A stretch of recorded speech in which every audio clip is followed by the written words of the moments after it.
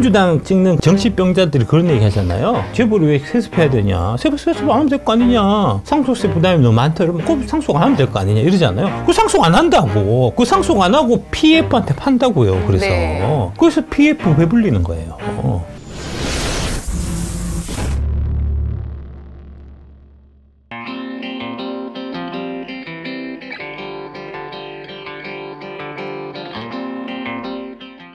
대한민국은 사모펀드의 왕국이다. 사모펀드 뭐 다 아시겠지만 소수의 투자자로부터 모은 자금을 운용하는 펀드로 보통 지금 법으로 아마 50인 이하로 되어 있을 거예요. 49명까지. 네. 금융기관이 관리하는 일반 펀드와 달리 4인 간 계약의 형태를 띠고 있다. 따라서 금융감독기관의 감시를 받지 않으며 공모펀드와는 달리 운영에 제한이 없는 만큼 자유로운 운영이 가능하다. 이렇게 되어 있고요. 이 사모펀드가 지금 대한민국을 망치고 있다. 이게 제 생각입니다. 행동주의 펀드, 해치펀드 이런 것들도 다 포함되더라고요. 다 포함되는 겁니다. 네. 프라이빗 에쿼티라고 있어요. PEF인데 투자자로부터 사모방식으로 중장기적인 자금을 조달해서 주로 새로 창업한 회사나 구조조정이 필요한 기업, 부실채권, 이 밖에 기대 수익률은 높지만 리스크 또한 높은 프로젝트에 투자하는 펀드로 법률상 정식 명칭은 사모투자전문회사라고 하는 겁니다. 그러니까 사모펀드하고는 한글로는 다른데 영어로는 이게 좀 똑같이 쓰기 때문에 좀 헷갈려요. 개념상으로는 벤처캐피탈, M&A, 부실기업 구조조정, 바이아웃 등을 아우르지만 통상 부실 및 한계 또는 비효율 기업의 경영권을 획득한 후 기업의 성장 구조조정을 거쳐갖고 기업 가치를 극대화한 후에 되팔아 고수익을 추구하는 바이아웃 투자를 말한다. 주식시장에서 주식을 사는 게 아니고 장외에서 주식을 사는 거예요. 이 프라이빗 에쿼티는 이제 뭐랄까 돈을 대는 애들이 있고 그 다음에 이제 실제로 운영하는 애들이 있고 이렇게 나뉘거든요. 돈을 누가 대냐면 금융기관들이 돼요. 증권사나 은행이나 펀드들, 그 연금이나 이런 데서 몇 천억씩 이렇게 몇 조씩 이렇게 이제 조달을 해서 그 돈을 갖고 상속세가 지금 계속 문제되잖아요. 아들한테 넘기기에는 상속세 부담이 너무 많아갖고 제대로 안 되니까 그러면은 상속되기 전에 팔아치워야 되거든요. 그 팔아치울 때 그 물건을 누가 사냐? 여기가 산다. 프라이빗 에쿼티가. 근데 자금을 아까 대는 거는 금융회사라고 하셨잖아요. 금융기관. PEF에 자금을 댄다는 말씀이세요? PF, 예. 빌려준다는 얘기인가요? 아니요, 투자를 하는 거죠. 금융기관이 P에 투자를 하는 겁니다. 아까 MBK 파트너스 같은 MBK 경우도 파트너스는 50인 이내냐고 물어보셨거든요. 그렇죠. 예, 같은 겁니다. 50인 이내라는 이거는 다 똑같고요. 그 MBK가 이제 대표적인 이제 PF, PE 뭐 이런 데 해당되는데 그 PE를 운영하는 회사가 MBK 파트너스고요. MBK 파트너스가 돈을 받아갖고 운영해 주는 거잖아요. 누구 돈을 받냐면 금융기관들 돈을 받는다고요. 여러분들이 아시는 뭐 국민은행이나 신한투자증권이나 국민연금이나 이런 돈을 받아갖고 여기에 투자를 한단 말이에요. 그 50인에 들어가야 투자를 PF 통해서 할 수 있는 거 아닌가요? 그렇죠. 그렇죠. 예. 그럼 그 50인의 1인이 회사일 수도 있다는 그렇습니다. 예, 법인일 수 있는 겁니다. 당연하죠. 법인? 예. 그 개인만 되는 게 아니고 여러분들이 보통 사모펀드라고 생각하는 거는 이제 밑에 있는 롱숏펀드나 그 다음에 헤지펀드를 생각하시는 거예요.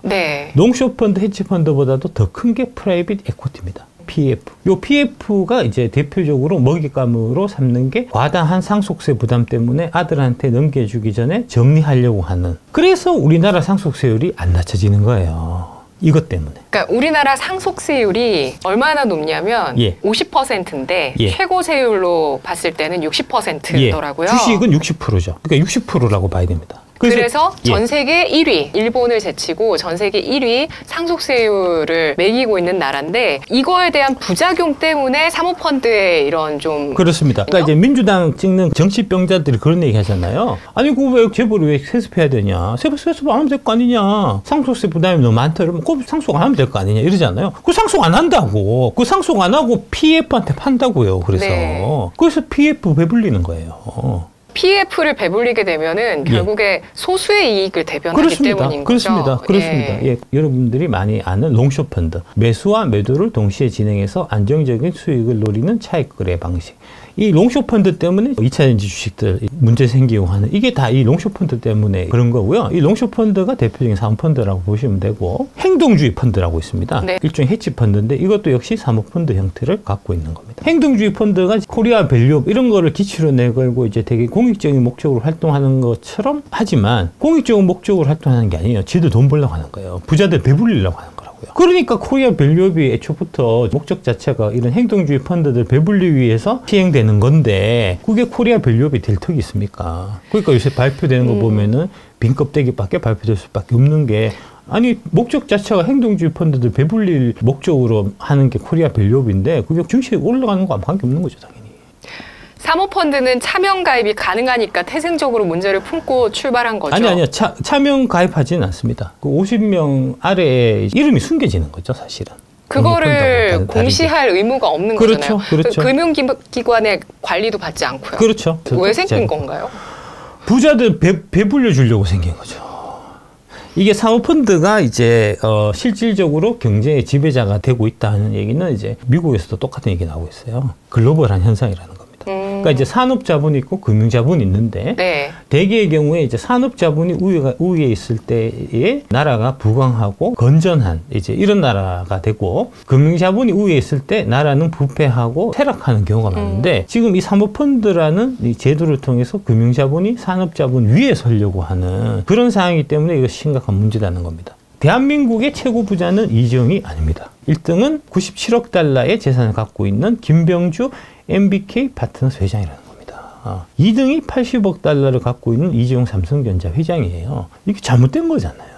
삼성전자, 삼성그룹 같은 경우는 이제 50, 60년 돼서 그동안 후진국에 있던 못 살던 우리나라를 선진국 반열에 올라가게 하는 데 있어서 많은 역할을 했고 그 과정에서 이제 많은 고용을 창출하고 기술 발전을 이끌어냈고 한 이제 그 공이 있으니까 그만큼 공이 있는 삼성그룹을 운영하고 있는 이재용 회장이 많은 분들이 뭐 그럴 수 있지라고 이제 뭐 생각할 수 있지만 이제 김병주는 한 일 뭐 있습니까? 그냥 아까 말씀드린 대로 상속 문제에 있는 회사들 싸게 사갖고 곤란한 상태에서 싸게 사갖고 갖고 있다가 올려갖고 팔아먹고 해서 그게 번 돈이 지금 12조 8천억이라는 거잖아요. 몇 년 안 됐어요. 이 김병주가 MBK 파트너스 설립한 지 대략 한 20년밖에 안 되거든요. 그 사이에 이렇게 어마어마한 돈을 벌어갖고 대한민국 최고의 지금 부자가 돼 있는데 이거 당연히 문제죠.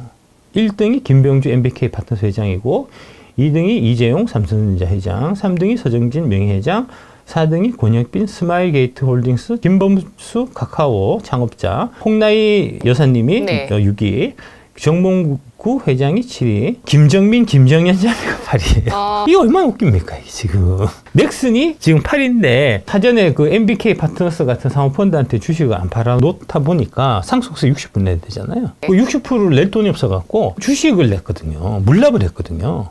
네. 그래서 지금 이제 넥슨의 최대 주주가 대한민국 국세청이에요. 국세청이 어찌할 바를 모른다고. 내가 지금 최대 주주인데 아니 국세청이 언제 게임 회사를 운영해 봤겠냐고.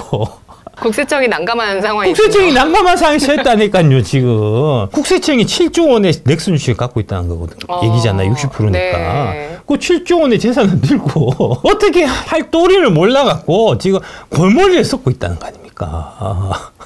결국은 이 사모펀드 문제가 금투세도 그렇고 상속세도 그렇고 공매도도 그렇고 세 개가 다 연결돼 있다는 겁니다. 이 사모펀드 문제 때문에 이제 뭐 그런 거고 9등이 조정호 메리츠금융지주 회장, 10등이 이부진 호텔신라 대표 이렇게 되어 있습니다. MBK 파트너스 김병주 회장이 2005년에 설립한 회사예요. 그러니까 20년 채 안 된 겁니다. 사모펀드 쪽에 얼마나 많은 혜택이라든지 뭐 이런 것들이 갔으면 이게 불과 20년 만에 이렇게 커갖고 대한민국 최고의 부자가 됐겠습니까?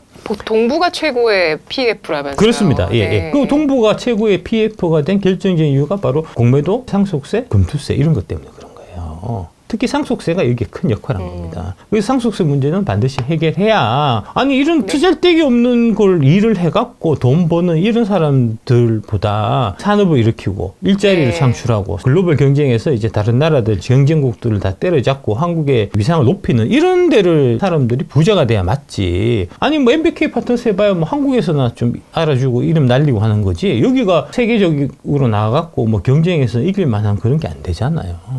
근데 뭐 아무래도 투자자도 필요하고 또 이렇게 산업이나 기업을 일으키는 사람도 필요한 건 마찬가지니 둘 다 필요한 그 우리 자본시장의 존재이긴 하지만 사실 정말 고생하시는 건 산업이죠. 산업이죠.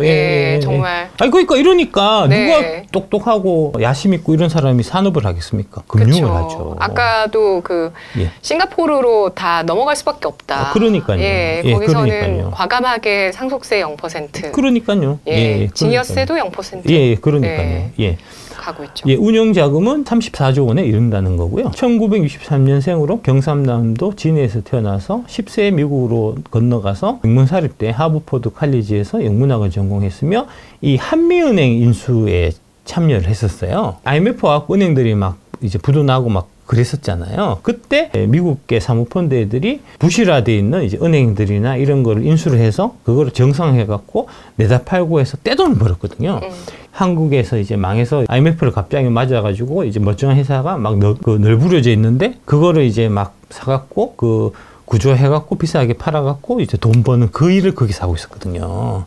그 멤버 중에 한 명이었다는 거고요. 국민밉상 등극 MBK 파트너스 김병주 초심은 어디로 갔나? 2005년 이후에 이제 이전 경험을 바탕으로 다운턴에 기업을 인수해서 차익을 실현하는 방식으로 실적을 이어갔다. 불황이 왔을 때 기업이 일시적으로 뭐 자금난이라든지 부도가 난다든지 했을 때 싸게 사갖고 정상화시킨 다음에 팔아서 이제 비싸게 돈을 챙기는 대표적인 게 이제 한미캐피탈, 금호렌탈, 웅진코웨이, 두산공작기계 투자를 통해서 적게는 수천억 원에서 조단위 차익 실현에 성공했다는 거고요. 그러나 양지가 있으면 그늘도 있는 법. 이렇게 해서 떼돈 버는 거 보면 가만히 안 있거든요. 이런 형태의 이제 사모펀드가 많이 생겼고요. IMMP라든지 뭐 많습니다. 그러면 서로 경쟁이 붙으니까 옛날에는 살 때가 MBK밖에 없으니까 네. 이게 한 방에 뭐 수천억이나 수조 원 되는 물건을 사줄 수 있는 데가 MBK밖에 없었으니까 MBK가 되게 싸게 살 수 있었거든요. 이후에 PF들이 많이 생기다 보니까 PF들끼리 서로 경쟁하는 거죠. 그러면 이제 매수 가격이 올라가니까 매수 가격이 올라서 비싸게 사면은 아무래도 차익 실현할 수 있는 이제 폭이 줄어드니까 기대 수익률이 줄죠. 예, 그런 형태로 네. 최근 10년여간 사들인 국내 유통기업들의 무리한 운영으로 국민 밉상을 자초하고 엑시트에도 애를 먹고 있다.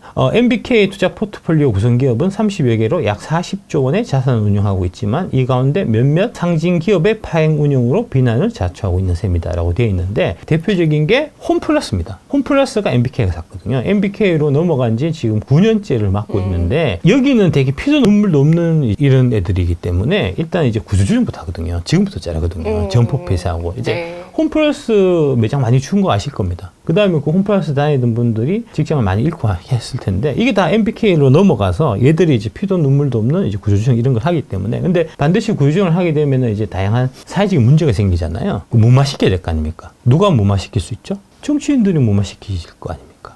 언론인들이 무마시킬 거 아닙니까? 당연히 뒤에 로비가 들어간다는 거죠. 이런 로비들이 지금 금투세하고도 다 연결되어 있다는 겁니다. 대형마트 홈플러스는 직원과 점포가 대폭 줄고 실적도 악화하면서 기업 가치도 크게 떨어졌다. 아웃도어 기업 네파. 여기도 이제 MBK가 인수했다가 인수 후에 실적 부진이 계속되면서 11년째 투자금을 회수하지 못하고 있다. 치킨 프랜차이즈 BHC. 최근에 여러분들이 이제 치킨 가격이 계속 올라가고 화가 많이 나 계실 텐데 사모펀드 때문에 그래요. 사모펀드가 쉽게 엑시트하기 좋은 게 요식업이거든요. 요식업을 인수해갖고 국산 닭 쓰던 거를 브라질산 닭고기를 사오고 직원들 좀 자르고 가격 올리고 이런 식으로 해갖고 영업이익을 확 끌어올린 다음에 되팔고 이게 사모펀드들이 쓰는 전형적인 방법이거든요. 그래서 국내 치킨 가격이 올라갔는데 이 주도적인 역할을 한 게 사실은 사모펀드들입니다. 그러니까 상속세 그거 왜 하냐고 부자들 그 세금인데 그거 뭐 하든 말든 내 할 바니 하는데 그거 손 안 대니까 어떻게 되냐면 당신이 즐겨 먹는 치킨 가격이 올라간다. 경제는 다 연결돼 있어요. 이런 식으로. 부자들을 부당하게 괴롭힌다고 내 알 바냐 이렇게 보통 생각하시지만 아닙니다. 경제는 다 연결돼 있습니다. 누가 부당하게 피해를 보면 그 피해는 돌아서 당신한테 돌아가게 돼 있어요. 이게 대표적인 사례입니다. 사모펀드 잘 이해가 안 되네요. 상속세 부분 잘 이해가 안 가요 라고 하셨는데요. 그러니까 OECD 주요 회원국의 상속세율을 보시면 예. 우리나라가 전 세계 1위입니다. 원래는 50%인데 최대 주주 할증을 적용했을 때는 60% 상속세를 내셔야 되는데 이게 너무 높다 보니까 전 세계 1위고요. 그리고 OECD 평균이 뭐 15%다, 12%다, 26%다 이렇게 얘기하는 것도 있는데 이게 너무 높다 보니까 기업인들이 이제 상속세를 낼 때가 되면 애로사항이 있다 보니 상속하기 전에 팔아버리죠. 예. 사모펀드한테. 그렇죠. 예. 그렇게 되면은 기업의 문화 같은 것들도 그렇죠. 이제 좀 변질이 되고 그렇죠. 구조조정이 된다는 명목 하에 기업이 망가지는 좀 그렇죠. 예, 케이스들도 많이 생기죠. 창업자의 그 정신이 굉장히 중요하잖아요. 그렇습니다. 그래서 망가진 사례들이 많이 있습니다. 김영수의 사모펀드 이야기라는 이제 기사가 연재가 되고 있습니다. 이제 많은 분들이 안 보고 계시지만 이제 이게 되게 중요한 얘기예요. 사모펀드들이 이미 한국 경제를 점령했다고 단언하십니다. 이 김영수라는 분이 원래 IMF 때 외국의 사모펀드에 한국의 알토란 같은 기업 은행이 넘어가면서 사모펀드가 무엇인가를 한국인이 경험하기 시작했다. 그 매운맛을 처음 봤다. 그런데 지금은 한국에서 활동하는 사모펀드가 외국계와 토종을 합쳐서 2024년 이미 1000개를 훌쩍 넘었고 약정액으로도 100조가 훨씬 넘는 것으로 추정되고 있다는 겁니다. 공모펀드가 원래 이제 사모펀드보다 더 커야 정상이잖아요. 이제 그게 이제 사실은 정상적인 금융시장이고 좀 건전한 금융시장인데 공모펀드는 계속해서 줄어들어갖고 30조원밖에 안 됩니다. 사모펀드는요? 이것만 100조잖아요. 이 사모펀드만 PF만 100조라는 거 아닙니까? 그러니까 증시 자체가 기형적이에요. 그러니까 여러분들이 백날 첫날 이제 뭐 증권사에 돈 맡기고 해봐야 여러분들은 취급 안 해준다고요. 얘들이 진짜 고객들이거든요. 개인 투자자들을 되게 알로 보고 개인 투자자들한테 불리하게 증시 제도나 이런 것들이 계속 이제 가는 게 다 이런 거하고 연결되어 있는 겁니다. 큰 손들이거든요. 얘들이 실제로 주요한 고객들이고 주요 인수합병의 주인공은 대부분 사모펀드가 되어버렸고 소위 재벌은 이름을 빌려주는 상대적으로 초라한 존재가 되어버린 것이 아닌가 하는 느낌마저 준다. 심지어는 재벌 내부의 핵심 회사의 주요 주주, 지배주주, 경영에 대한 핵심적인 권한을 가진 채권자로서 이미 사모펀드가 포진하고 있어서 재벌의 핵심적인 경영상의 결정에 사모펀드가 결정적 영향력을 행사한다. 아니 사모펀드 자체가 준대기업 집단으로 지정되기 시작했다는 겁니다. 많은 기업들 중에 오너가 개인이 아니고 사모펀드인 경우가 되게 많아요. 신문사도 그런 경우가 있어요. 아시아경제 최대 주주가 사모펀드예요. 아시아경제에서 증권 관련 기사를 내면 에코프로 BM에 대해서 긍정적인 기사를 내겠습니까? 부정적인 기사를 내겠습니까? 당연히 부정적인 기사를 내죠. 그렇게 돌아간다고 이게. 사모펀드가 경제를 말아먹는구나 라고 하셨는데요. 그렇습니다. 그러니까 그 금융자본의 힘이 너무 세졌을 때 그 부작용을 우리가 지금 겪고 있고 이건 전 세계적인 흐름이다라고 지적을 해주셨는데 이걸 한 방에 해결하는 키포인트는 바로 상속세를 정상화해야죠. 정상화해야죠. 정상화해야죠. 지금처럼. 혹은 과감하게 폐지. 폐지를 포함해서 개혁을 해야죠. 개혁 과제로 이제 1순위에 올려야 되는 게 바로 그런 거고요. 그게 이슈가 되면 안 되잖아요. 그래서 이제 민주당이나 언론들을 이용해갖고 상속세 얘기만 나오면 부자 감세를 해주려고 하다니 부자들한테 돈 받았냐 이런 식으로 얘기한다. 참고로 오늘 국경 없는 기자회 발표에 따르면 2024 세계 언론자유지수에서 한국 언론자유가 지난해 47위에서 62위로 역대 최저라고 합니다. 그런데 이런 현상은 한국뿐만 아니라 OECD 국가들의 경제에 공통적으로 관찰된 현상인 겁니다. 하버드 대학의 마이클 젠슨 교수는 사모펀드가 궁극적인 시장의 지배적 조직 형태다라고 단언하고 있는 겁니다. 실제로 미국도 그런 얘기 많아요. 도대체 사모펀드라는 것은 무엇이고 왜 이렇게 강력한 힘을 가진 존재로 부상되었으며 앞으로는 어떻게 변할 것이며 민주시민들은 사모펀드에 관해 어떠한 통제력을 행사할 수 있는가의 문제를 다뤄보겠다 해서 이제 지금 시작하고 있는 1편이거든요. 요거를 계속해서 제가 소개해 드릴 겁니다. 네, 이런 것도 놓치지 않으시고. 그럼요. 그럼요. 앞으로 소개해 드릴게요.